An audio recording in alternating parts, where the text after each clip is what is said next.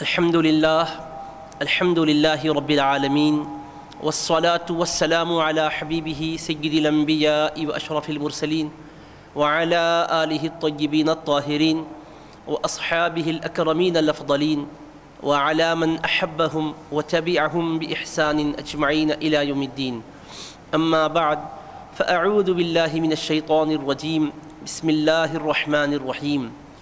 لقد رضی اللہ عن المؤمنین اذ یبایعونک تحت الشجرہ وقال تعالی فی شأن حبیبہ الکریم ان اللہ وملائکتہ یصلون علی النبی یا ایہا الذین آمنوا صلوا علیہ وسلموا تسلیما.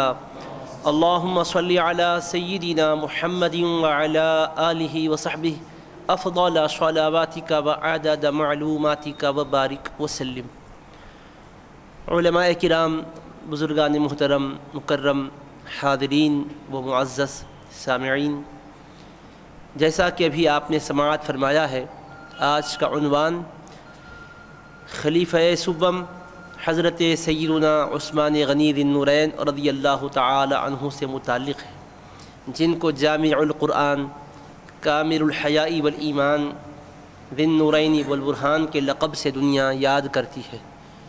حبیب پاک صلی اللہ تعالی علیہ وآلہ وصحبہ وسلم سے نسبت صحابیت کا شرف تو حاصل ہی ہے، ساتھ ساتھ دامادی کا اعزاز بھی اللہ پاک نے آپ کو عنایت فرمایا، اور یہ اعزاز دوہری نسبتوں والا ہے.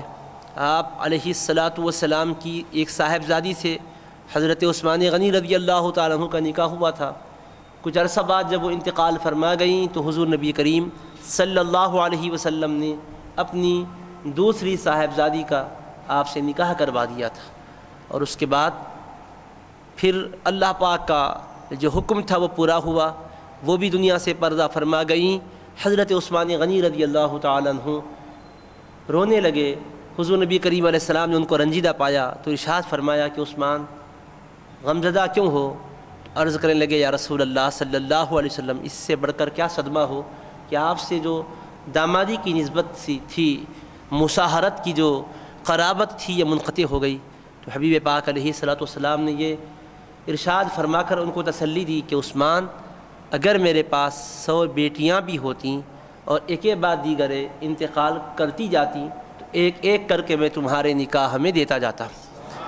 پہلی صاحبزادی کے وصال کے بعد غمزدہ پایا تو آپ علیہ السلام نے ان سے یہ ارشاد فرمایا کہ اگر 100 صاحبزادیاں ہوتی میرے پاس اور ایک کے بعد دیگر انتقال کرتی جاتی تو ایک ایک کر کے تمہارے نکاح میں دیتا جاتا. سنو عثمان، جبریل امین علیہ السلام اللہ کی بارگاہ سے یہ حکم لے کر آئے ہیں، میں اپنی دوسری صاحبزادی کا نکاح تم سے کرا دوں. یہ پیغام اللہ کی بارگاہ سے وہ لائے ہیں. تو یہ شرف حضرت عثمان غنی رضی اللہ تعالیٰ عنہ کو حاصل ہوا. تمام علماء کرام، محدثین اعظام اور مؤرخین اسلام اس حقیقت کو واضح طور پہ بیان کرتے ہیں کہ سیدنا آدم علیہ السلام سے لے کر سید الانبیاء والمرسلین علیہ السلام تک کم و بیش 1,24,000 انبیاء اس دنیا میں تشریف لائے ہیں. اللہ پاک نے ان انبیاء کرام کے جن کو بھی داماد ہونے کے شرف سے مشرف فرمایا، جن کو بھی اعزازات عطا کیے ہیں، ان میں سے کسی کو یہ اعزاز نہیں ملا کہ کوئی ایک ایسا امتی آیا ہو جس کے نکاح میں ایک کے بعد دیگرے کسی نبی کی 2 بیٹیاں آئی ہو. حضرت آدم علیہ السلام سے لے کر خاتم النبیین سید المرسلین صلی اللہ علیہ وسلم تک روئے زمین پر کوئی ایسا فرد نہیں آیا کہ جس کے نکاح میں کسی پیغمبر کی 2 بیٹیاں آئی ہو. ایک ساتھ تو 2 بہنوں کا نکاح جائز نہیں ہے، لیکن ایک کے بعد دیگرے، ایک کے وصال کے بعد، ایک کی وفات کے بعد دوسرا ایسا نکاح ہوا ہو. اس طرح تاریخ اسلام میں کوئی شخصیت کا تذکرہ ہی نہیں ہے سوائے سیدنا عثمان غنی ذی النورین رضی اللہ تعالیٰ عنہ کی. اللہ پاک نے آپ ہی کو اعزاز بخشا کہ ایک کے بعد دیگرے رسول کریم صلی اللہ علیہ وسلم کی 2 صاحبزادیوں کے آپ شوہر رہے. اللہ تبارک و تعالیٰ نے اس نسبت سے آپ کو داماد مصطفیٰ صلی اللہ علیہ وسلم کے شرف سے مشرف کیا. حضرت مولائے کائنات سیدنا علی مرتضیٰ کرم اللہ وجہہ الکریم، جو کہ حبیب پاک علیہ السلام کے قابل عظمت اور قابل رفعت داماد ہیں، جن کے بارے میں احادیث کریمہ کثرت سے آئی ہے. فضائل میں سیدنا فاطمۃ الزہرا رضی اللہ تعالی عنہا کے شوہر نامدار ہیں، حسنین کریمین رضی اللہ عنہ کے والد گرامی ہیں، وہ بھی داماد ہیں حبیب پاک علیہ السلام کی. حضرت عثمان غنی رضی اللہ عنہ بھی داماد ہیں.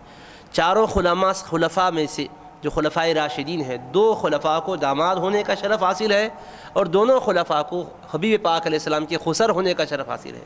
حضرت سیدنا صدیق اکبر رضی اللہ تعالیٰ عنہ جو پہلے خلیفہ ہیں، ان کی شہزادی حضرت سیدتنا عائشہ صدیقہ رضی اللہ عنہ حبیب پاک علیہ السلام کی زوجہ مطہرہ ہے۔ تو حضرت صدیق اکبر سرکار دو عالم علیہ السلام کے کیا ہوئے؟ خسر مبارک ہوئے، حبیب پاک ان کے داماد ہوئے۔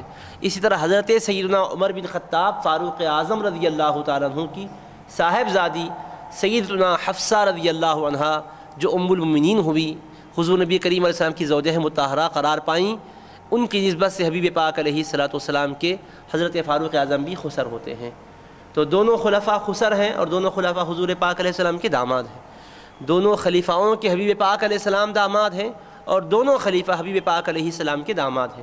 خلفائے راشدین کو کسی کو خسر ہونے کا اعزاز ہے تو کسی کو حبیب پاک کے داماد ہونے کا اعزاز حاصل ہے۔ حضرت نبی کریم صلی اللہ تعالی علیہ وآلہ وسلم کے دونوں دامادوں میں سیدنا علی مرتضیٰ کرم اللہ وجہہ الکریم نے دوسرے داماد کی کتنی عظمت اور فضیلت ان کے پیش نظر تھی، اس کو کیسے وہ بیان کیا کرتے تھے، اس کو بھی سن لیجئے گا، کیونکہ لوگ تاریخ اسلام سے صحیح واقفیت نہیں رکھنے کی وجہ سے ایک کی عظمت کی بات کر کے دوسروں کی عظمت کو مجروح کرنے کی کوشش کرتے ہیں۔ یہ ایسی گھناؤنی حرکت ہے کہ جس کا اللہ کے پاس ہمیں جواب دینا ہوگا۔ ہمیں تمام اہل نسبت کا احترام کرنا چاہیے، صحابہ میں سے ہر صحابی کا احترام کرنا چاہیے، اہل بیت میں سے ہر فرد کا ہمیں احترام بجا لانا چاہیے۔ ہم اپنی حیثیت کو پہچانیں، ہم اپنی قدر کو جانیں۔ اگر ہم جرأت کریں گے، جسارت کریں گے، ایک کی عظمت کے سامنے دوسری کی عظمت کو کم کرنے کی کوشش کریں گے، مجروح کرنے کی کوشش کریں گے، یا کسی طرح سے بھی کوئی بے ادبی والا پہلو اختیار کریں گے، تو نہ یہ پسند فرمائیں گے نہ وہ پسند فرمائیں گے۔ آپ دیکھیے حضرت علی مرتضیٰ کرم اللہ وجہہ الکریم بھی داماد ہے، حضرت عثمان غنی رضی اللہ تعالیٰ عنہ بھی داماد ہیں، مگر دونوں میں کیسی محبت ہے دیکھیے۔ آج کل ایک شخص کے 2 داماد ہوتے ہیں تو آپس میں ہم زلف کہلاتے ہیں، لیکن کسی نہ کسی وجہ سے کچھ نہ کچھ ناچاقی رہتی ہے، ان کو ترجیح دے رہے ہیں، ہمیں ترجیح نہیں دے رہے ہیں۔ اس طرح کی بہت سے ہم زندگی میں پہلوؤں کو دیکھتے ہیں، مگر اللہ کے محبوب علیہ السلام کے دونوں دامادوں کو بھی کتنا بڑا اعزاز اور شرف حاصل تھا کہ وہ آپس میں بھی ایک دوسرے کا بڑا احترام کیا کرتے تھے، ان کے درمیان بڑی محبتیں ہوا کرتی تھیں۔ ہم مولا کائنات کے چاہنے والے ہوں تو حضرت عثمان غنی رضی اللہ عنہ سے ہم بغض نہیں رکھ سکتے، حضرت عثمان غنی رضی اللہ عنہ کے چاہنے والے ہوں تو حضرت علی مرتضیٰ رضی اللہ عنہ سے بغض نہیں رکھ سکتے۔ ایک کی محبت دوسرے کی محبت سکھاتی ہے، ایک کا ادب دوسرے کے ادب کی طرف ہمیں متوجہ کرتا ہے، کیونکہ سب نسبت رکھتے ہیں تو کس کی نسبت رکھتے ہیں؟ امام الانبیاء کی نسبت رکھتے ہیں، سید المرسلین صلی اللہ علیہ وسلم کی نسبت رکھتے ہیں۔ اس نسبت کی وجہ سے ہمیں سب کا احترام کرنا ہے اور ہمیں سب کی قدر کرنی ہے۔ میں عرض کر رہا تھا حضرت سیدنا علی مرتضیٰ کرم اللہ وجہہ الکریم کے سامنے سیدنا عثمان غنی ذی النورین رضی اللہ عنہ کا ذکر مبارک ہوا تو آپ نے کیسی تعریف کی سنیے۔ فرماتے ہیں ذاک امرؤ یدعیٰ فی الملأ الاعلیٰ ذی النورین۔ لوگو عثمان غنی رضی اللہ عنہ کے بارے میں جاننا چاہتے ہو، ان کے بارے میں بات کر رہے ہو، ان کے بارے میں پوچھتے ہو تو سن لو، یہ وہ ہستی ہیں کہ جن کو عالم بالا میں، اوپر والی کائنات میں ذو النورین کے لقب سے یاد کیا جاتا ہے۔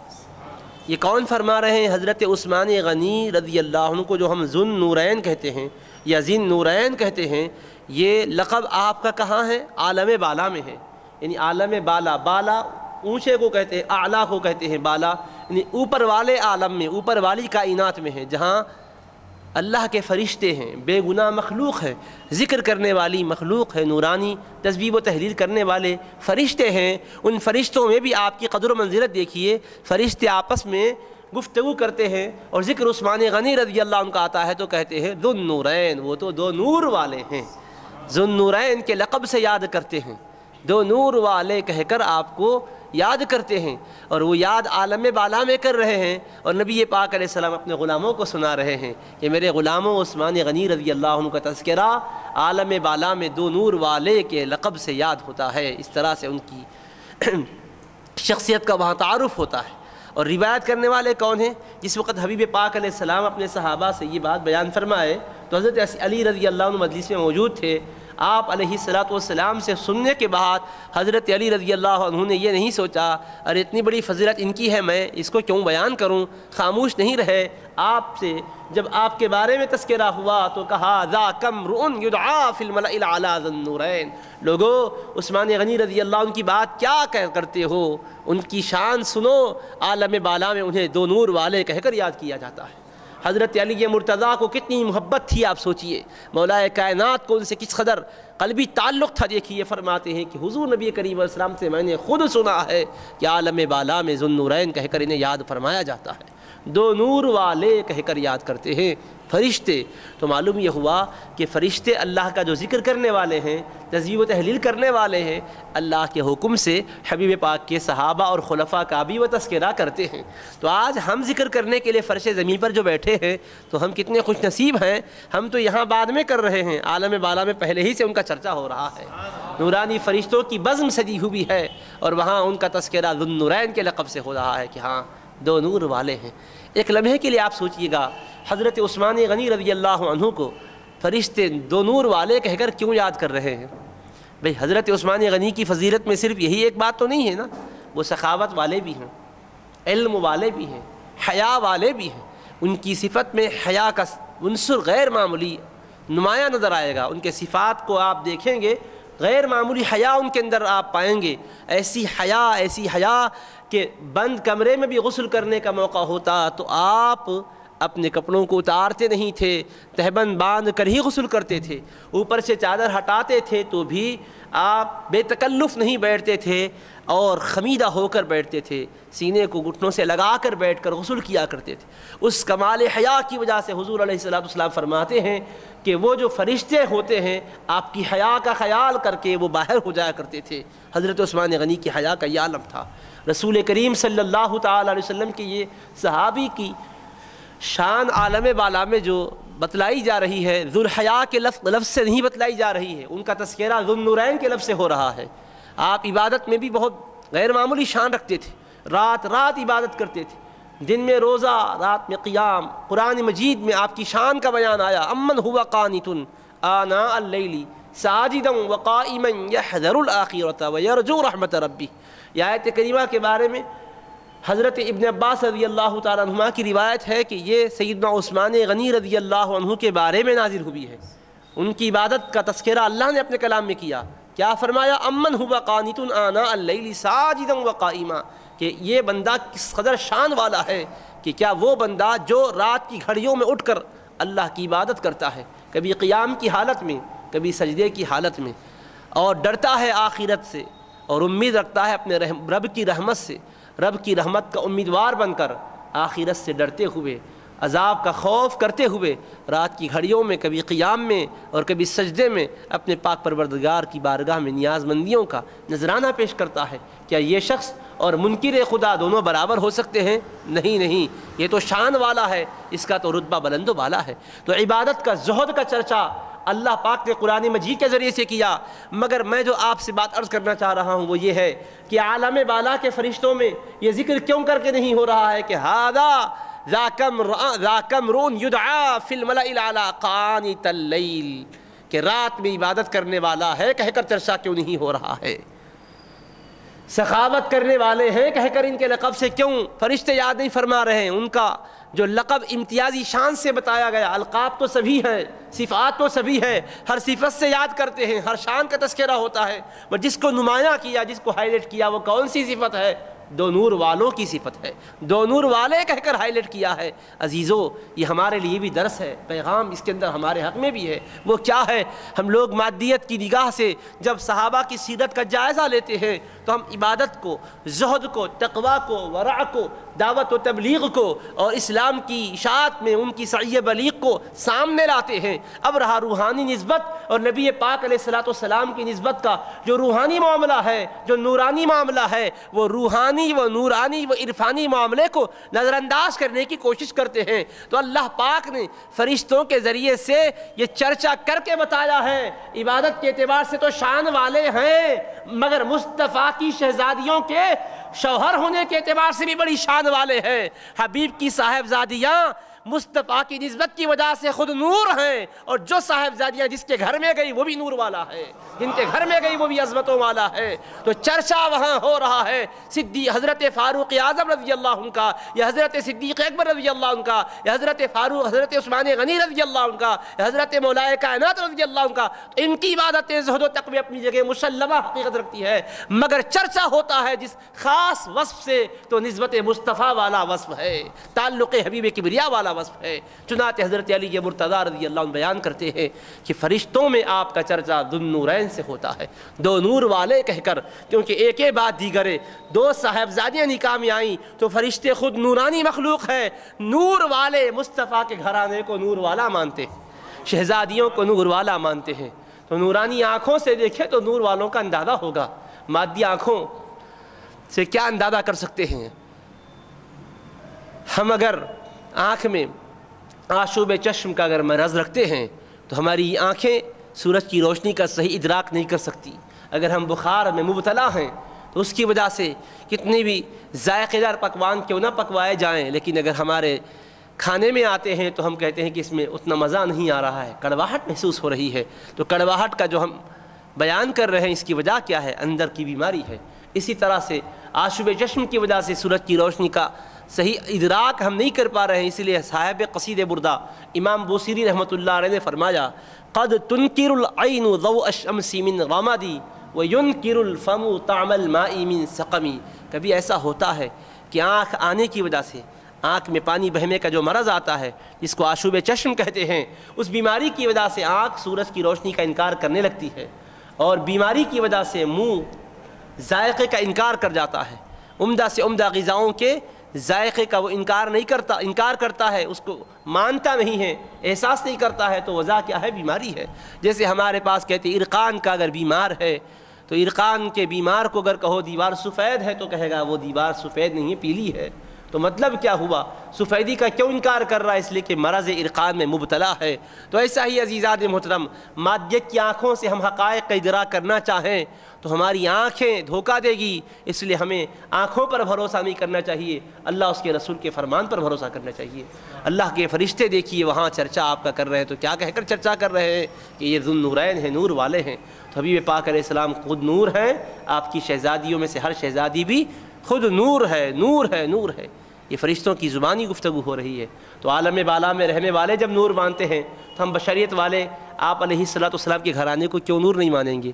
ہمیں بھی انہی حقیقتوں کو قبول کرنا چاہیے جن کو وہاں والوں نے قبول کیا ہے اور جس کا انہوں نے تذکرہ کیا اور چرچا کیا ہے۔ تو حضرت عثمان غنی رضی اللہ عنہ کے وصف میں حضرت علی مرتضیٰ نے کیا بیان فرمایا کہ عالم بالا میں فرشتوں کی دنیا میں ان کو ذو النورین کے لقب سے یاد کیا جاتا ہے۔ یہ حدیث پاک ہے، رسول کریم علیہ السلام نے ارشاد فرمایا ہے۔ تو دو باتیں معلوم ہو گئیں، ایک تو حبیب پاک علیہ السلام کا گھرانہ نور والا ہے اور حبیب پاک علیہ السلام کی ہر شہزادی نور ہے، اور پھر یہ کہ حضرت علی مرتضیٰ کے دل میں آپ کی بڑی وقت ہے، احترام ہے۔ تو حضرت علی کی محبت کا دم بھرنے والوں کو حضرت عثمان غنی رضی اللہ عنہ سے محبت کرنی چاہیے۔ اگر ان سے ان کا دل صاف نہیں ہے تو مطلب یہ ہوا کہ محبت علی مرتضیٰ کا دعویٰ محض فریب اور دھوکہ ہے، ان کی محبت حقیقت میں دل میں اتری نہیں ہے۔ حضرت نبی پاک علیہ السلام ایک مرتبہ ملاحظہ فرمائے کہ ایک جنازہ آیا ہے، لیکن سرور کائنات علیہ السلام نے نماز پڑھانے کے لیے اپنا ارادہ ظاہر نہیں فرمایا۔ آپ فرمائے تم لوگ اس کا معاملہ دیکھ لو، میں نماز نہیں پڑھاؤں گا۔ صحابہ کرام نے عرض کیا آقا کیا بات ہے، آپ کیوں نماز جنازہ اس شخص کی نہیں پڑھانا چاہتے ہیں؟ تو آپ نے فرمایا انہ کان یبغض عثمان فابغضہ اللہ، یہ شخص کے دل میں حضرت عثمان سے محبت نہیں تھی، عثمان غنی رضی اللہ عنہ کا بغض کر رکھتا تھا، اس عثمان غنی رضی اللہ عنہ کا کینہ اس کے دل میں تھا، اس لیے اللہ نے اس سے ناراضگی ظاہر، اللہ نے پسند نہیں فرمایا، اللہ کے پاس یہ ناپسندیدہ ہو گیا جو عثمان غنی کے بغض کو اپنے سینے میں پالے، رسول پاک کی نگاہ رحمت اس پر نہیں پڑتی ہے، پر میں نماز جنازہ شخص کی نہیں پڑھاؤں گا۔ ظاہر ہے کہ منافقی تھا ہوگا، صحابہ کرام کے مابین تو محبتیں تھیں، وہاں پہ نفرت کا تصور ہی نہیں تھا، کیونکہ حضور علیہ السلام کی صحبت سے ان کے سینے پاک ہو چکے تھے۔ اللہ نے ان کے بارے میں فرمایا اولئک الذین امتحن اللہ قلوبہم للتقوی، یہ وہ خوش نصیب ہیں کہ جن کے دلوں کو اللہ تعالیٰ نے تقوی کے لیے چن لیا ہے، تو ان کے پاکیزہ دل ہے۔ اور حدیث پاک میں آتا ہے، رسول کریم علیہ السلام فرماتے ہیں، مسند دیلمی میں حدیث پاک ہے کہ اللہ پاک تمام بندوں کے دلوں پر نظر ڈالا۔ ان اللہ نظر فی قلوب العباد، اللہ نے کائنات کو بنانے سے پہلے، لوگوں کو دنیا میں ظاہری شکل ملانے سے پہلے ان کے دلوں پر نظر ڈالا اور دیکھا کہ کس کا دل کیسا ہے۔ فلم یجد قلبا انقى من قلوب اصحابی، اور اللہ نے ساروں کے دلوں میں صحابہ کرام سے بڑھ کر پاکیزہ دل کسی کے نہیں پائے۔ صحابہ کے دل جیسے پاکیزہ ہے ویسا پاکیزہ دل کسی کو نہیں پایا۔ فلذلک اختارہم وجعلہم اصحابا، حضور پاک علیہ السلام فرماتے ہیں اسی لیے اللہ نے انہیں چن لیا ہے اور میرا صحابی بنایا ہے۔ میرے صحابی وہی ہیں جن کے دل کو پاک اللہ پاک نے کر کے میرے صحبتوں کے لیے ان کو منتخب فرما لیا ہے۔ سب سے زیادہ پاکیزہ دل کائنات میں انہی کے اللہ نے بنائے اور ان کو صحابیت کے شرف سے مشرف فرمانے کے لیے چن لیا ہے فرمایا۔ تو یہ انتخاب خدا ہے، صحابی جو بنے ہیں اللہ کا انتخاب ہے، تو اب ان کے اوپر اگر کوئی انگلی اٹھاتا ہے تو انتخاب خداوندی پر گویا کہ انگلی اٹھانے والا ہے۔ اللہ کے محبوب کے صحابی ہونا حضور کی صحبت ہے اور اللہ کا اختیار اور انتخاب ہے۔ حبیب پاک فرماتے میرے رب نے چن لیا ان کو، فَلِذَلِكَ اخْتَارَهُمْ وَجَعَلَهُمْ أَصْحَابًا، اسی لیے اللہ نے ان کو چن لیا اور میرا صحابی بنایا۔ پہلے چنا پھر صحابی بنایا، اللہ نے پہلے ان کو منتخب کر لیا، اللہ پاک نے ان کو انتخاب کر کے اپنے محبوب کا صحابی بنایا۔ تو پہلے انتخاب ہے پھر ان کا صحابی بننا ہے۔ تو صحابی بننا یہ نسبت حبیب پاک کی ہے، انتخاب کرنا یہ قدرت خدا کی ہے۔ خدا نے اپنی قدرت کا جلوہ بھی ان پر ظاہر کیا ہے، مصطفیٰ کی صحبت کا جلوہ بھی ظاہر کیا ہے۔ فرمایا ہے کہ یہ چمکتے صحابہ جو ہیں بس سمجھ لو کہ یہی معیار حق و صداقت ہیں۔ فَمَا اسْتَحْسَنُوا فَهُوَ عِنْدَ اللَّهِ حَسَنٌ، اگر کسی چیز کو یہ سمجھے کہ یہ اچھی ہے تو بس سمجھ لو کہ وہ اللہ کے پاس اچھی ہے، اور جس کو سمجھے کہ یہ بری ہے فَهُوَ عِنْدَ اللَّهِ قَبِيحٌ، تو جان لو کہ وہ اللہ کے پاس بری ہے۔ کیا اس کا مطلب سمجھ میں آیا؟ یعنی ان کے اتنے پاکیزہ دل ہے، ان کے دل کی پاکیزگی کی وجہ سے عرش ان پر کھل گیا، منشأ خدا ان پر واضح ہو گیا۔ اب اگر کسی چیز کو اچھا سمجھتے ہیں تو اللہ کے منشے کو جان کر اچھا سمجھتے ہیں۔ اللہ پاک نے وہ عالم ان پر کھول دیا ہے آقا کی صحبت کی وجہ سے، اتنے پاکیزہ دل ہو گئے، ان کے دل کے آئینے میں وہ سارے کے سارے حقائق مرتسم ہو جاتے ہیں، منعکس ہو جاتے ہیں، آئینہ بالکل صاف شفاف ہو گیا ہے۔ صاف شفاف آئینے کو سورج کی طرف کر دو، اس کی شعاعیں پڑتی ہے تو یہ بھی ایسے اجالا دیتا ہے جیسا کہ سورج سے روشنی ملتی ہے، یہ بھی اندھیریوں کا خاتمہ کر رہا ہوتا ہے۔ تو اللہ نے ان کو حبیب پاک صحابی بنا کر اتنا پاکیزہ دل کر دیا ہے کہ اب اللہ کے حبیب علیہ الصلاۃ والسلام فرماتے ہیں جس کو یہ اچھا سمجھے وہ اللہ کے پاس اچھا ہے۔ مطلب یہ ہے کہ ان کی فکر اللہ تبارک و تعالیٰ نے اتنی بلند کر دی ہے کہ جو اللہ جس کو اچھا رکھا وہی چیز کو یہ اچھا کہتے ہیں، جس کو اللہ نے قبیح کر دیا کبھی اس کو اچھا کبھی نہیں کہیں گے۔ تو اللہ پاک لوح محفوظ کو ان پر کھول دیا ہے، کتاب وہاں کی ان پر واضح ہو چکی ہے، نوشتہ تقدیر ان پر واضح ہو گیا ہے۔ تو صحابہ کی نگاہیں صرف فرش ہی کو نہیں عرش کو بھی دیکھتی ہے، لوح محفوظ کو بھی دیکھتی ہے۔ اسی لیے حبیب پاک علیہ السلام نے فرمایا جس کو یہ اچھا سمجھے جان لو کہ وہ اللہ کے پاس اچھا ہے، جس کو یہ برا سمجھے بس وہ اللہ کے پاس برا ہے۔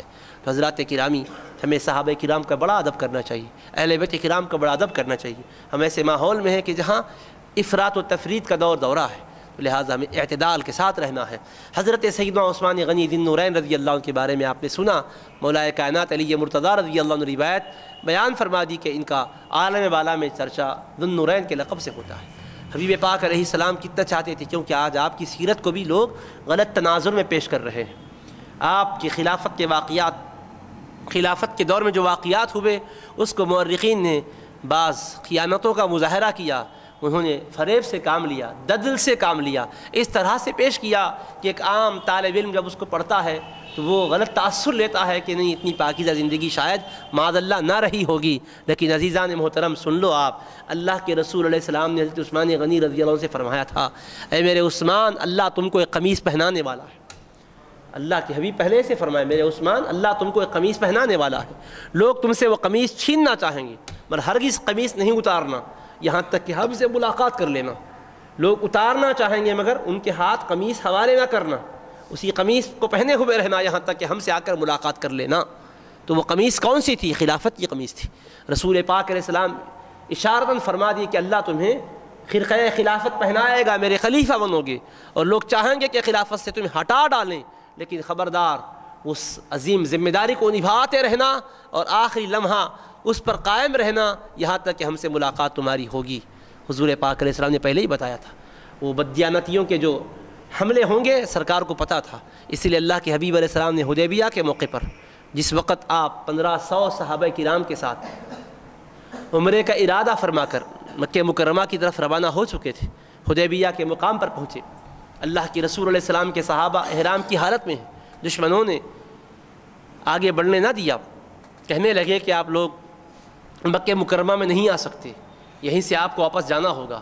حضور نبی کریم علیہ السلام نے اپنے صحابہ کے اور اپنے موقف کو ان پر واضح کرنے کے لیے عثمان غنی رضی اللہ عنہ کا انتخاب کیا اور حضرت عثمان غنی رضی اللہ عنہ کو مکہ مکرمہ روانہ فرمایا، سفیر بنا کر کے جاؤ، ہماری جو کچھ بھی صورتحال ہے ان پر واضح کرو، ہماری طرف سے تم ان سے گفتگو کرو، اپنا نمائندہ بنا کر روانہ فرمایا۔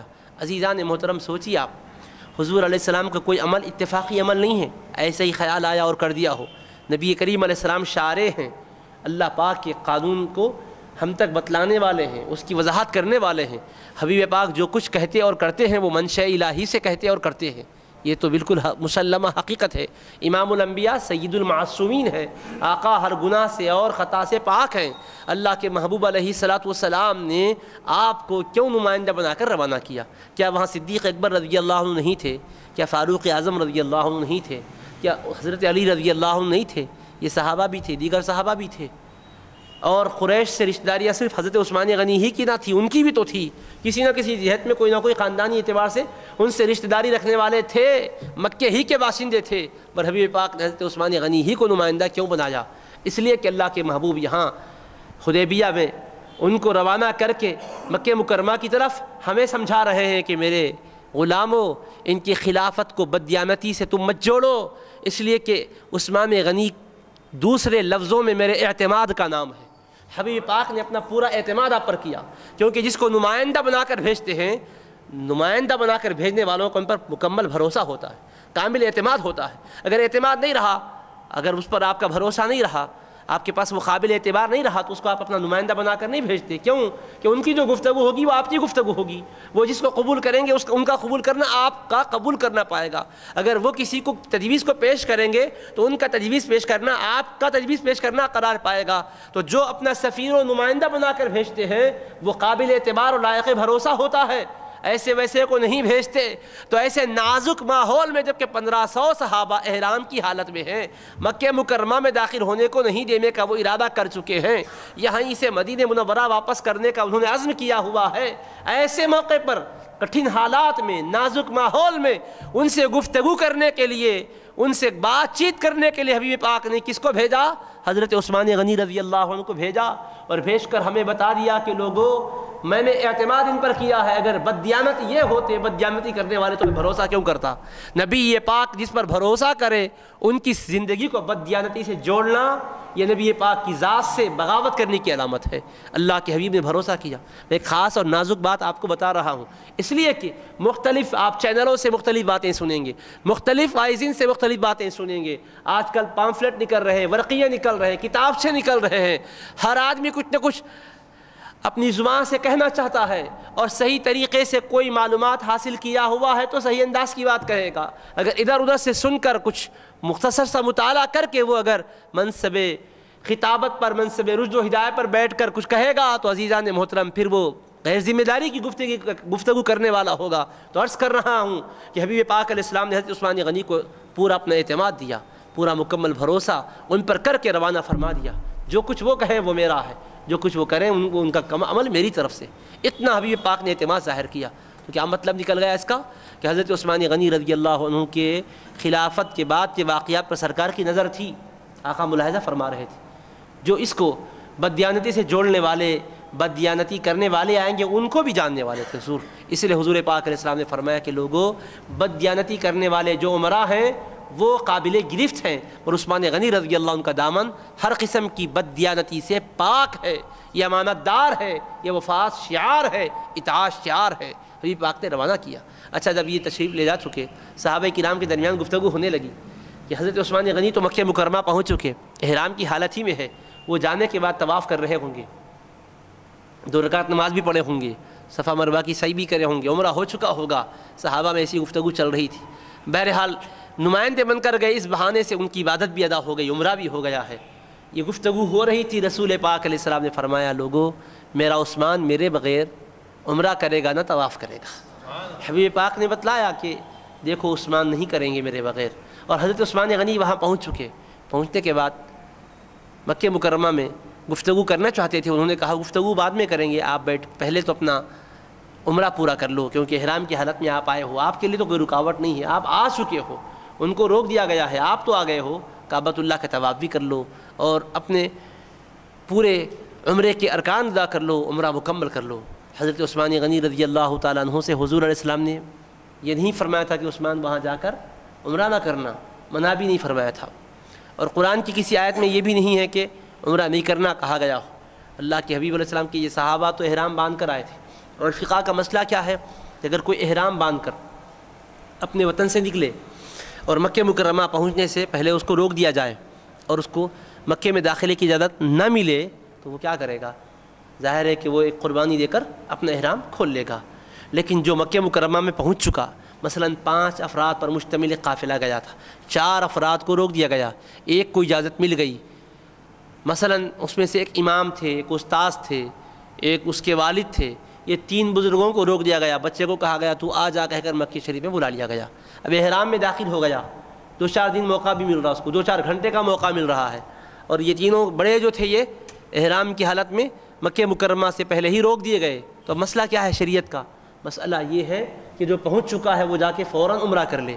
نہیں میرے والد صاحب روک دیے گئے میں نہیں کروں گا کہا تو گناہ گار ہوگا، نہیں میرے استاذ نہیں کیے میں رک جاؤں ان کے بغیر میں نہیں کروں گا کہہ کر ویسے ہی چلا جائے گا تو گناہ گار ہوگا، میرے شیخ پیر و مرشد نہیں کیے میں ان کے بغیر نہیں کروں گا کہہ کر رک جائے گا اور ویسے ہی واپس آئے گا تو گناہ گار ہوگا۔ کیوں کہ رکاوٹ ان کے لیے قائم ہوئی تھی، تمہارے لیے تو قائم نہیں ہوئی تھی، تم تو آ چکے تھے، تمہارے لیے تو لازم تھا کہ تم اپنا عمرہ پورا کر لیتے۔ اب اس شریعت کے قاعدے کو سامنے رکھیے گا، حضرت عثمان غنی کو دیکھیے، حضرت عثمان غنی رضی اللہ عنہ احرام کی حالت میں مکہ مکرمہ پہنچ چکے، مطاف میں طواف کرنے کی اجازت بھی ہے، وہاں کوئی رکاوٹ بھی نہیں ہے، دگانا پڑھنے کے لیے رکاوٹ ہے نہ صفا مروہ کی صحیح کے لیے رکاوٹ ہے، اور احرام کی حالت میں جب عمرے کے ارادے سے پہنچے تو وہ تو مکے میں داخل ہو چکے تھے۔ اب ان کے لیے قاعدہ کیا تھا شریعت کا؟ عام قانون کیا ہے کہ پہنچ گئے تو کر لینا چاہیے، عبادت کر کے آپ اس سے فارغ ہو جائیں۔ نہ تو اللہ کے رسول نے منع کیا تھا، نہ خود اللہ نے قرآن کے ذریعے سے اس پر کوئی منع کو وارد کیا تھا۔ اب حضرت عثمان غنی کر لیتے تو قرآن و حدیث کے خلاف جانے والے تو نہیں بنتے تھے، یا بنتے تھے؟ قرآن و حدیث کے خلاف جانے والے ہوتے تھے کیا؟ کیوں؟ اس لیے کہ قرآن و حدیث میں احرام کی حالت مکہ شریف میں آنے کے بعد بغیر عمرہ کرے کہ بیٹھے رہو کہہ کر ہدایت تو نہیں ملی، جن کے لیے رکاوٹ ہے وہ روک دیے گئے، ان کو بھی ویسے احرام اتارنا نہیں ہے، قربانی دے کر احرام اتارنا ہے، اور ان کے لیے چونکہ احرام کی جو حالت تھی اس حالت میں مکہ مکرمہ میں داخلے کا موقع مل گیا تو ان کو اب قربانی دے کر احرام اتارنے کی ضرورت نہیں ہے، بلکہ عمرہ کر لینا چاہیے، اس کے بعد احرام اتار دینا چاہیے، تو رکاوٹ تو نہیں ہے۔ حضرت عثمان غنی عمرہ کر لیتے تو کیا قرآن و حدیث کے خلاف جانے والے ہوتے تھے؟ حضور پاک علیہ السلام کے منشے کے خلاف جانے والے ہوتے تھے؟ نہیں، جائز تھا شرعی اعتبار سے، اور وہاں قانونی رکاوٹ بھی نہیں تھی، دشمنوں کی طرف سے بھی اجازت تھی۔ اچھا دل میں کیا طلب نہیں تھی؟ طلب تھی کہہ کر تو مدینہ منورہ سے احرام باندھ کر آئے تھے، بے تاب بے قرار آئے تھے کہ کعبۃ اللہ کا طواف کریں گے، عمرہ کریں گے۔ صحابہ نے خوابوں میں بھی دیکھا تھا کیا کہ احرام کی حالت میں آ رہے ہیں۔ اللہ پاک فرماتا ہے لقد صدق اللہ رسولہ الرؤیا بالحق، اللہ نے اپنے حبیب پاک کے خواب کو سچا کر دکھلایا حق کے ساتھ۔ لَتَدْخُلُنَّ الْمَسْجِدَ الْحَرَامَ إِن شَاءَ اللَّهُ آمِنِينَ مُحَلِّقِينَ رُؤُوسَكُمْ وَمُقَصِّرِينَ، اللہ فرما رہا ہے ضرور تم مسجد حرام میں جاؤ گے، اللہ نے چاہا تو امن کی حالت میں جاؤ گے، تم میں سے کچھ تو اپنے بالوں کو مڈائیں گے، کچھ تو اپنے بالوں کو کم کروائیں گے۔ تو اللہ پاک نے اس خواب کا تذکرہ فرمایا، خواب بھی دیکھا تھا کہ عمرہ کر رہے ہیں، مکہ احرام کی حالت میں مکہ مکرمہ میں جا رہے ہیں، تو خواب کا پورا کرنے کا وقت بھی آ چکا تھا، رکاوٹ بھی نہ تھی۔ مگر حضرت عثمان غنی کے دل میں وہ کون سا جذبہ تھا ہوگا جس کی وجہ سے انہوں نے عمرہ نہیں کیا؟ جب انہوں نے کہا عمرہ کر لو تو حضرت عثمان غنی نے جواب دیا ما کنت لاطوف بالبیت ورسول اللہ صلی اللہ علیہ وسلم لم یطوف، کہ مکے والو تم کہتے ہو کہ میں عمرہ کر لوں، عمرہ کرنا تو آگے کی بات ہے، میں اللہ کے رسول کے بغیر خانہ کعبہ کا طواف بھی کرنا نہیں چاہتا ہوں۔ ما کنت لاطوف بالبیت، میں بیت اللہ کا طواف نہیں کروں گا، حال یہ ہے کہ اللہ کے رسول طواف نہ کریں۔ اللہ کے حبیب طواف نہ کریں میں طواف کر لوں؟ ایسا نہیں ہو سکتا۔ حضرت عثمان غنی ذی النورین رضی اللہ تعالیٰ عنہ نے یہ فرمایا۔ تو آپ سوچئے گا، منع تو قرآن میں ہے نہ حدیث میں ہے، اور دشمنوں کی طرف سے بھی کوئی رکاوٹ نہیں ہے، لیکن یہ کیا تھا؟ یہ عشق تھا ان کا، یہ ادب تھا حبیب پاک علیہ السلام کی بارگاہ کا۔ اتنا سمجھتے تھے کہ مکہ مکرمہ کو ہم نے جانا بھی ہے تو حضور کی وجہ سے جانا ہے۔ مکہ مکرمہ کے باسی تھے، باشندے تھے، لیکن کعبۃ اللہ کی عظمتوں کا اندازہ نہیں تھا، اس کو بت کدا سمجھتے تھے، تراشیدہ بتوں کو بٹھا کے رکھے ہوئے تھے۔ اللہ کا گھر ہے، اللہ واحد ہے، احد ہے، اس کا کوئی شریک نہیں ہے، اس کا کوئی سہیم نہیں ہے، اس کا علم خود سے تو نہیں ہوا تھا، حبیب خدا کے فرمانے سے ہوا تھا۔ تو ان کا اعتقاد بتلا رہا تھا کہ ہم نے مکہ مکرمہ کی عظمتیں جانی ہے تو نبی رحمت علیہ السلام کے وسیلے ہی سے جانی ہے۔ وہ آقا علیہ الصلوۃ والسلام حدیبیہ کے پاس روک دیے جائیں اور ہمیں کہا جائے طواف کر لو تو ہم کیسے طواف کر لیں گے؟ یہ نہیں ہو سکتا کہا۔ اللہ کے رسول کے بغیر ہم کعبہ کا طواف نہیں کریں گے۔ اللہ کے رسول علیہ الصلوۃ والسلام نے ان کے اس جملے پر کوئی ناراضگی بھی ظاہر نہیں فرمائی، ان کے اس عمل پر ناخوشی بھی ظاہر نہیں کی کہ اے عثمان تم نے کیا غلطی کی، اللہ کے گھر کے پاس جا کر بغیر طواف کرے کہ واپس آ گئے، اچھا نہیں کیا، نہیں فرمایا۔ صحابہ یہاں عرض کرتے ہیں آقا عثمان غنی خوش نصیب ہیں کہ وہ تو بہرحال طواف کر رہے ہیں، عمرہ کر رہے ہوں گے، تو فرمایا نہیں، میرا عثمان میرے بغیر کعبے کا طواف نہیں کرے گا۔ تو گویا ان کے اس عمل پر بھی حبیب پاک علیہ السلام نے تصدیق کی مہر لگا دی اور بتلا دیا ہے کہ عبادات و معاملات کا سارا نظام رسول پاک علیہ السلام کے عشق و محبت کے صدقے ہی میں ہے۔ اگر آقا سے عشق نہیں ہے تو نہ نماز کا اعتبار ہے، نہ روزے کا، نہ زکوٰۃ کا، نہ عبادت کا، نہ طواف کا، نہ عمرے کا، نہ حج کا، نہ کسی اور عبادت کا۔ یہ سب کچھ حضور نبی کریم علیہ السلام سے محبت کے ساتھ ہے۔ عزیزان محترم، آپ دیکھیے حسن ادب کا وہ کیا منظر تھا، کیا ماحول تھا۔ آسمان نے بھی کبھی ایسا منظر دنیا میں نہ دیکھا ہوگا، زمین نے بھی کوئی ایسا عاشقوں کا سما نہیں دیکھا ہوگا۔ اور آج ہم اپنے حالات پر نظر دوڑائیں، اگر آج کے ہمارے بے باکانہ ماحول کو دیکھیں تو آج کی کسی امتی کو اگر اس طرح کا کوئی واقعہ ان کے سامنے آئے اور اس طرح کا کوئی موقع ملے تو عمرے کر کے کہیں گے اللہ تیری بھی کیا قدرت ہے، نبی تو نہیں کر سکے امتی کر رہا ہے، نعوذ باللہ۔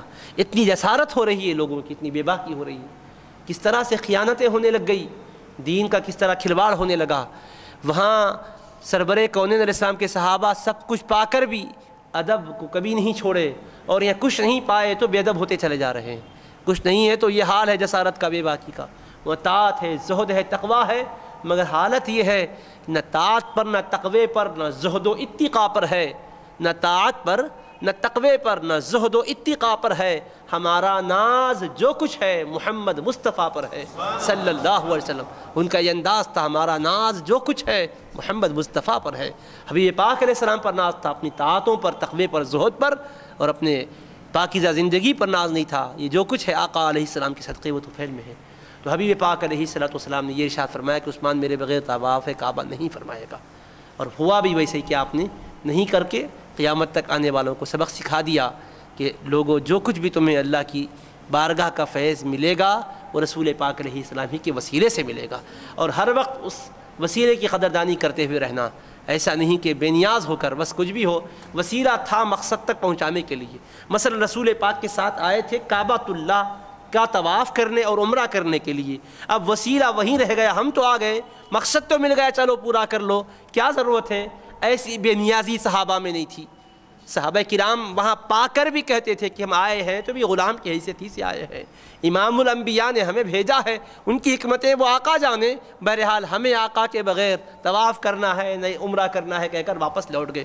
گفتگو کے بعد ویسے ہی لوٹے۔ آپ سوچو جذبات قلبی کیا ہو سکتے ہوں گے، جس مکہ مکرمہ میں صبح و شام رہا کرتے تھے، خانہ کعبہ کے پاس رہنے والے ایک دن دو دن نہیں، ماہ دو ماہ نہیں، سال دو سال نہیں، تقریباً 6 سال کا عرصہ بیت رہا ہے۔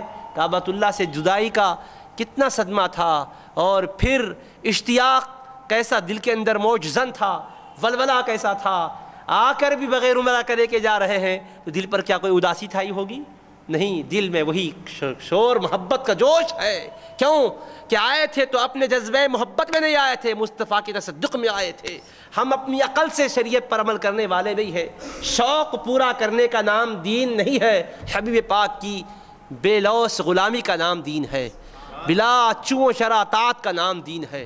اس ادب اور محبت کی کیفیت کے ساتھ انہوں نے اپنے معاملات طے کیے۔ حضرت عثمان غنی ذی النورین رضی اللہ عنہ بتایا دیکھو جذبہ تو تھا، سچے جذبے سے آئے تھے، مگر ہمارا یہ جذبہ اگر کعبۃ اللہ کا طواف ہم کرنے کا ارادہ کیے تھے لیکن حبیب پاک کو روک کر ہم سے کہا جا رہا ہے کر لو تو نہیں کرے، اور ویسے ہی واپس لوٹے تو لوگوں یہ بس سمجھو کہ ہمارے دل کے اندر کوئی حسرت تھی، ہوگی نہیں، دل میں کوئی اداسی نہیں تھی۔ ہم گئے کہاں گئے؟ اللہ کے رسول کی بارگاہ ہی میں گئے، حبیب پاک کی صحبت میں گئے، حبیب پاک کے پاس لوٹے، اور اللہ کے رسول علیہ الصلوۃ والسلام کی بارگاہ میں وہاں ایک اطلاع پہنچی، ایک پروپیگنڈا ہو گیا کیا کہ حضرت عثمان غنی کو لوگوں نے روک لیا، کافی دیر ہو گئی، شہید کر دیا ان کو۔ ایک آواز بلند ہوئی، اس طرح کی اطلاعات ہوئی، صحابہ کرام کے اندر جوش آ گیا۔ صحابہ کہنے لگے کہ یہ کیا بات ہے، انہوں نے کتنی بددیانتی کا مظاہرہ کیا ہے، کس طرح حضرت عثمان غنی کو انہوں نے شہید کر دیا، ایسی باتیں ہونے لگیں۔ تو اللہ کے رسول نے فرمایا دیکھو میرے صحابہ، اگر کوئی ایسی بات ہے تو تمہیں ہر حال میں تن من دھن کی قربانی دینے کے لیے تیار ہونا ہے۔ صحابہ کرام نے کہا اگر جنگ چھڑ جاتی ہے تو یا رسول اللہ ہم اپنی قربانیاں دینے کے لیے تیار ہیں، کیونکہ جنگ کا ارادہ بھی نہیں تھا، عمرے کے ارادے سے آئے تھے، احرام باندھ کر آئے تھے، جنگی ہتھیار بھی نہیں تھا، جنگی سامان بھی نہیں تھا، لیکن دشمن کے اگر ارادے کچھ اور ہیں تو پھر ہم غلام بھی سر کٹانے کا جذبہ رکھتے ہیں۔ حضرت نبی پاک علیہ السلام سے صحابہ کرام نے عرض کیا حضور علیہ السلام ایک درخت کے نیچے تشریف فرما ہے، صحابہ کرام آپ کی بارگاہ میں حاضر ہیں، ایک ایک سے فرما رہے ہیں تم آؤ اور بیعت کرتے جاؤ اور یہ عہد کرو کہ اگر جنگ چھڑ جائے تو جان و مال کی قربانی دینے کے لیے ہم تیار ہیں، جو حکم ہوگا اس پر صدق دل سے عمل کریں گے، قربانی کی بات آئے تو جان کی قربانی دے کر اللہ کی رضا ہی کے طلبگار رہیں گے۔ ایک ایک کر کے آ رہے ہیں، بیعت کرتے جا رہے ہیں۔ کتنے صحابہ ہیں؟ 1500 صحابہ، 1499 آئے اور حبیب پاک کی دست اقدس پر بیعت کر چکے۔ ہر ایک سے آقا عہد لے رہے ہیں، معاہدہ ہو رہا ہے، کسی سے 2 بار بھی بیعت لے رہے ہیں، یہ سلسلہ چل رہا ہے، سب آگے بڑھ کر حضور سے مصافحہ کر رہے ہیں، بیعت ہو رہی ہے اور عہد و پیمان ہو رہا ہے۔ کتنے صحابہ ہو گئے؟ 1499 ہو گئے۔ سرکار نے فرمایا میرے صحابہ میرا عثمان اللہ اس کے رسول کے کام میں گیا ہوا ہے، حالانکہ اطلاع کیا ہے عثمان غنی شہید کر دیے گئے۔ اب یہاں دوسرے فکر رکھنے والے لوگ کہتے ہیں دیکھو جی تم نبی پاک علیہ السلام کے بارے میں عقیدہ رکھتے ہو کہ تمہارے نبی کو غیب کا علم ہے، اگر چھپی ہوئی چیزوں کا علم ہوتا تو حدیبیہ سے 22 کلومیٹر کے فاصلے پر مکہ مکرمہ ہے، اور مکہ مکرمہ میں اپنے صحابی کا زندہ ہونا موجود ہونا خود معلوم نہیں ہے، شہید ہو گئے سمجھ کر اس پروپیگنڈے کو صحیح سمجھ کر اپنے غلاموں سے بیعت لے رہے ہیں۔ تو جو نبی کو 22-23 کلومیٹر کے اندر کسی کا ہونا یا نہ ہونا کنفرم نہ ہو، وہ نبی تمہارے دلوں کو کیا جانے گا، تمہارے درود و سلام کو کیا سنے گا؟ یوں لوگ تبصرہ کرتے ہیں، سیرت کے واقعے کو توڑ کر الگ انداز سے پیش کرتے ہیں۔ مگر قربان جاؤ اللہ کے حبیب علیہ السلام نے یہاں بھی اپنے علم کی خیرات بانٹی ہے، اور ہم غلاموں کو یہاں اشکال میں نہیں رکھا ہے۔ پروپیگنڈے کی بنیاد پر بیعت ہو رہی ہے کہہ کر یہ لوگ پیش کرتے ہیں، اور حضور علیہ السلام بے خبر ہیں، اگر باخبر ہوتے تو صحابہ سے بیعت نہ لیتے، یہ پیش کر رہے ہیں۔ سن لو حضور بے خبر نہیں تھے، باخبر تھے۔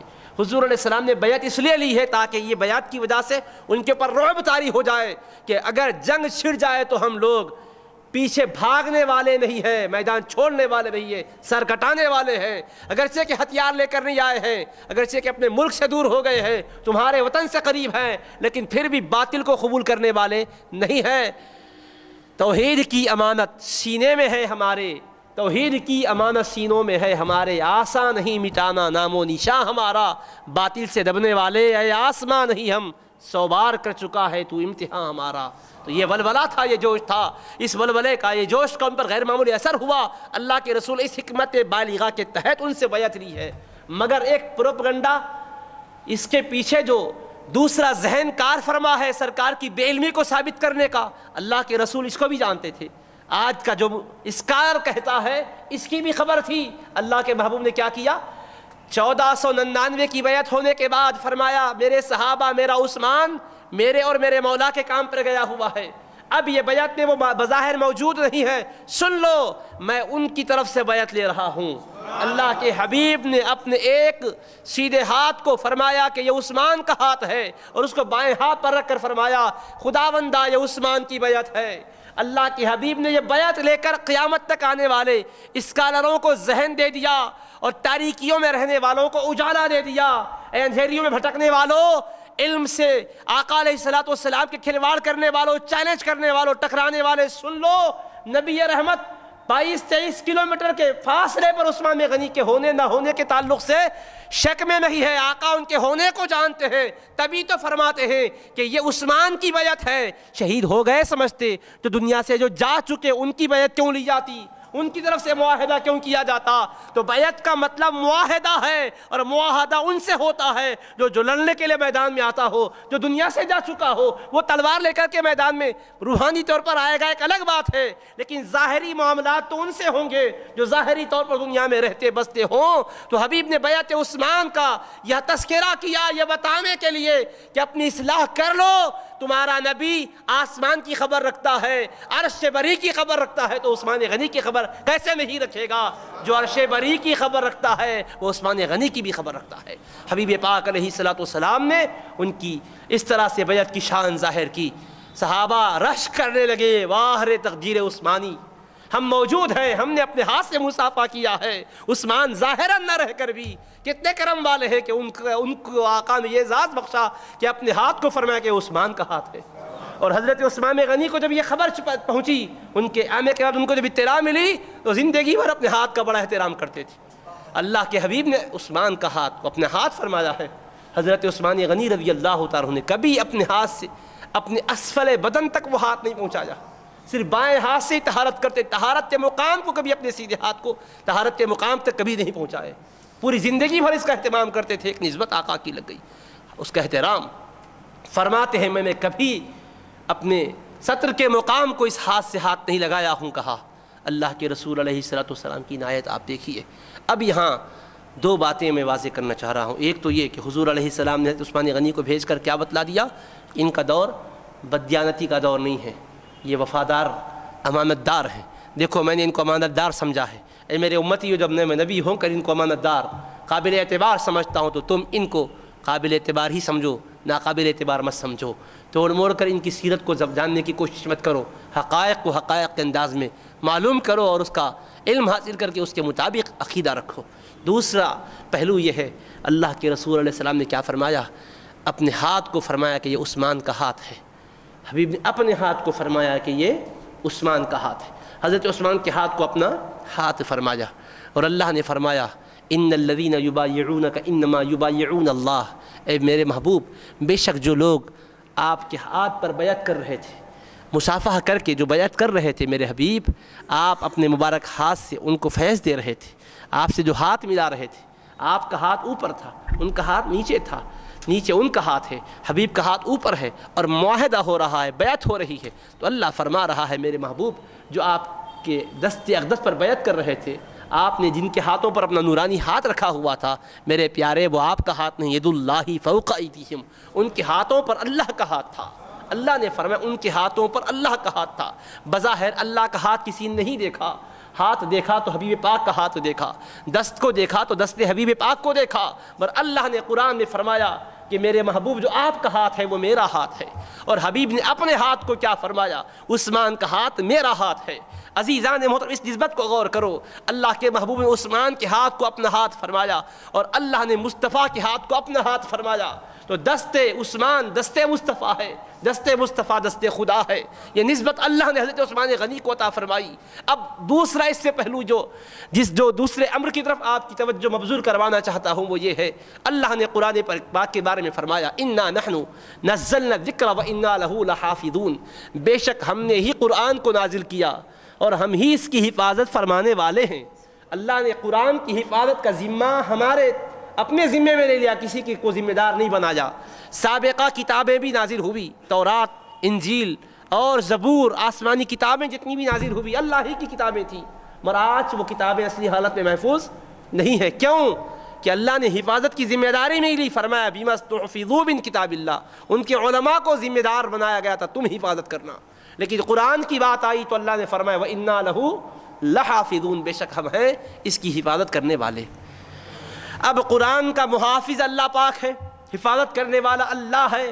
اللہ پاک حبیب پاک علیہ السلام پر قرآن کریم نازل ہوا، اور قرآن کریم ایک بارگی نازل نہیں ہوا، 23 سال کے عرصے میں قرآن نازل ہوتا رہا، ہمیشہ ایک آیت، ایک سورت، ایک رکوع، 2 صورتیں اس طرح نازل نہیں ہوئی، کبھی ایک آیت، کبھی اس سے بھی کم، کبھی کچھ زائد، کچھ کم، کچھ زائد اس طرح سے قرآن کریم نازل ہوتا رہا، کبھی سفر میں، کبھی حضر میں، کبھی خلوت میں، کبھی جلوت میں، کبھی نماز کی حالت میں تھے تو بھی قرآن اتر گیا، اللہ کے حبیب کبھی استراحت فرما رہے تھے تو بھی وہی آ گئی۔ اللہ تبارک تعالیٰ نے مختلف حالتوں میں اپنے کلام پاک کو نازل کیا۔ حضور علیہ السلام کا وصال مقدس ہو چکا، حضرت نبی پاک علیہ الصلوۃ والسلام کے صحابہ نے قرآن کریم کو جمع کیا، صدیق اکبر کے دور خلافت میں قرآن ایک صحیفے میں جمع کر دیا گیا۔ اس کے بعد پھر اختلاف قرات ہونے لگا، سیدنا عثمان غنی رضی اللہ عنہ کا دور آیا، قرآن 7 لہجوں میں 7 قراتوں میں پڑھا جاتا ہے، ہر ایک کے تحت میں مختلف روایتیں آتی ہیں۔ تو اللہ تبارک و تعالیٰ کے حبیب کے صحابی عثمان غنی رضی اللہ عنہ کے دور میں جب اس طرح سے قرات قرآن میں اختلاف ہونے لگا تو اللہ نے عثمان غنی کو یہ سعادت بخشی ہے کہ ایک ہی مصحف پر آپ نے سب کو جمع فرما دیا ہے۔ اسی لیے آپ کا لقب کیا ہے؟ جامع القرآن، قرآن کو جمع کرنے والے۔ اب قرآن جو آج ہم پڑھ رہے ہیں، جو مصحف شریف میں قرآن چاہے ہندوستان میں ہو کہ عربستان میں یا پاکستان میں ہو کہ ترکستان میں، جہاں بھی قرآن مجید کے نسخے مل رہے ہیں، یہ مصحف عثمانی کے مطابق ہے۔ عثمان غنی رضی اللہ عنہ جو مصحف میں لکھوایا تھا، باقی مصحفوں کو آپ نے کل عدم کر دیا تھا، وہ مصحف عثمانی وہی رسم الخط میں قرآن چل رہا ہے۔ تو عزیزان محترم، اللہ نے قرآن کے بارے میں فرمایا وَإِنَّا لَهُ لَحَافِظُونَ، بے شک ہم ہی اس کلام کی حفاظت کرنے والے ہیں۔ تو حفاظت ہم کرنے والے ہیں، کرنے والا سیدنا عثمان غنی سے اپنے کلام کی حفاظت کروایا۔ مصحف ان کا مکمل اللہ پاک نے قرآن میں جاری کروا دیا اور بتایا کہ ان کے ہاتھوں سے قرآن کی حفاظت ہوئی ہے، تو ان کے ہاتھ کو یہ اعزاز ملا ہے۔ پوری جماعت صحابہ میں آقا نے فرمایا کہ یہ عثمان کا ہاتھ میرا ہاتھ ہے فرمایا، اور رب نے کہا مصطفیٰ جو آپ کا ہاتھ ہے وہ میرا ہاتھ ہے۔ تو قرآن نازل کرنے والے نے قرآن جمع بھی کیا تو اپنے ہاتھ سے جمع فرمایا ہے۔ اللہ نے یہ بھی اعزاز حضرت عثمان غنی رضی اللہ عنہ کو جماعت صحابہ میں عطا فرمایا۔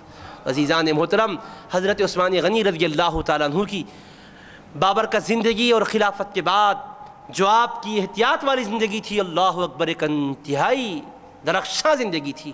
ایک مرتبہ آپ تشریف فرما تھے، آپ کی اہلیہ محترمہ کی انگوٹھی آپ نے ملاحظہ فرمائی تو کہا یہ انگوٹھی تو تم کو میں نے نہیں دی تھی، یہ انگوٹھی کہاں سے آ گئی؟ تو کہنے لگی ایک قاصد جا رہا تھا تو میں نے تحفتاً ایک انگوٹھی وہاں کے بادشاہ کے پاس اس کی بیٹی کے پاس بھی جائی تھی، تو اس نے میرے تحفے کو قبول کر کے تحفے کے بدلے میں اس نے تحفہ بھیجا تھا۔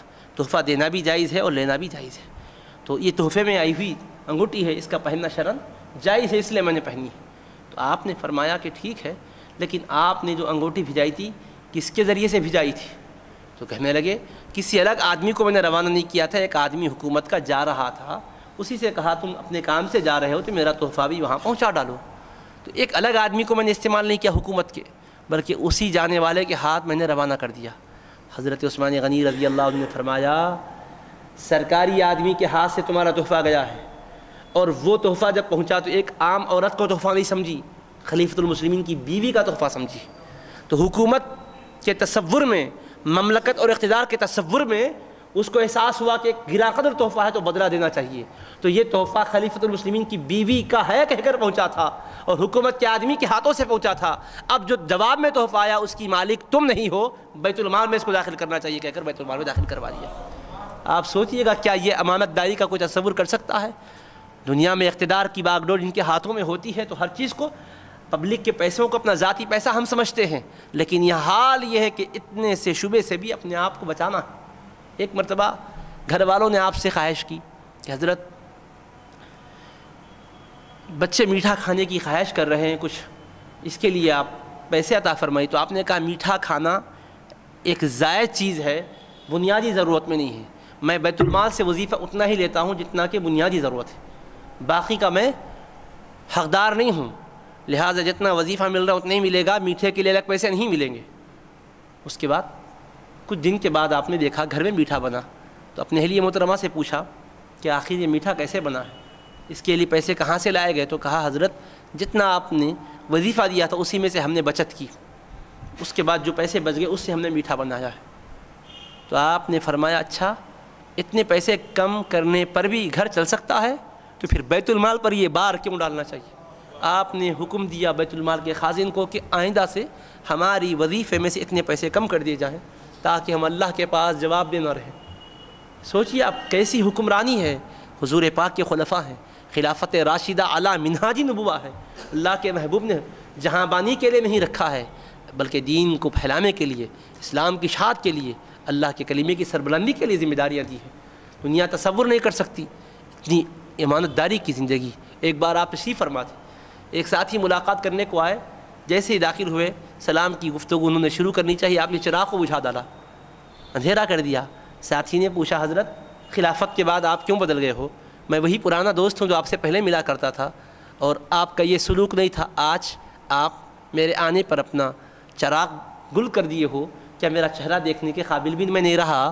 تو آپ نے کہا میرے رفیق، میرے دوست، ایسی بات نہیں ہے، تم میرے واقعی مخلص دوست ہو، میں تمہارا دوست ہوں، لیکن اس وقت میں اپنے گھر میں نہیں ہوں، میں بیت المال میں اپنے آفس میں ہوں، مکتب پر میں کام کر رہا ہوں، اور یہ چراغ جو جل رہا ہے بیت المال کے پیسوں سے جل رہا ہے، حکومت کا پیسہ میری ذاتی ملکیت نہیں ہے۔ اب تم جو میرے سے شخصی گفتگو کر رہے ہو، اس موقع پر میں اس کو استعمال کروں گا تو میرا رب اگر پوچھے گا کہ تم نے اس کو اپنے ذاتی کام کے لیے کیسے استعمال کیا ہے تو میں کیا جواب دوں گا؟ تو عزیزان محترم غور کیجیے کتنی باریکی ہے، تب کہیں اسلام دنیا کے اندر پہنچا ہے۔